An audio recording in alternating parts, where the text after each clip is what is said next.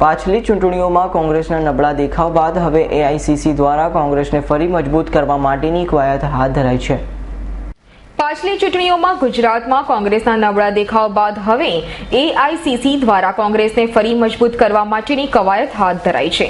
ત્યારે એના અનુસંધાને હિંમતનગર પાસે આવેલા વક્તાપુર ગામના જૈન મંદિરમાં સાબરકાંઠા જિલ્લાના તમામ કોંગ્રેસી આગેવાનો, તાલુકા જિલ્લા પંચાયતના સભ્યો, ધારાસભ્યો સહિત કાર્યકરોની એક બેઠક મળી હતી, જેમાં કોંગ્રેસમાં કેવા ફેરફાર હોવા જોઈએ, આગામી કેવી વ્યૂહરચના અપનાવી જોઈએ તેના અભિપ્રાયો લેવામાં આવ્યા હતા। તો આગામી સમયમાં પાર્ટીને મજબૂત કરવા કેવા પગલાં લેવા જોઈએ તેની પણ ચર્ચા કરવામાં આવી હતી। એઆઈસીસીની દોરવણી હેઠળ અને ગુજરાતના પ્રભારીની દેખરેખ હેઠળ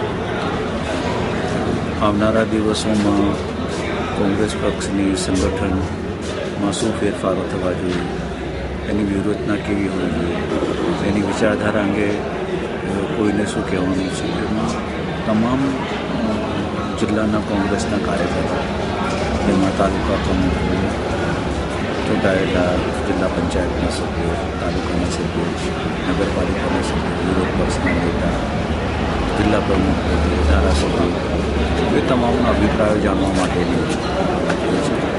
આજે જિલ્લા લેવલની મિટિંગ છે।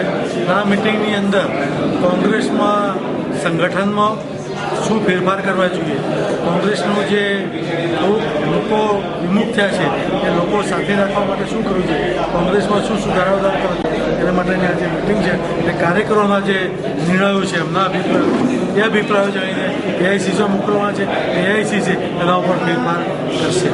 આ પ્રસંગે એઆઈસીસીના મહામંત્રી મધુસૂદન મિસ્ત્રી ખાસ ઉપસ્થિત રહ્યા હતા। દીપકસિંહ રાઠોડનો રિપોર્ટ, S9 ન્યૂઝ, હિંમતનગર।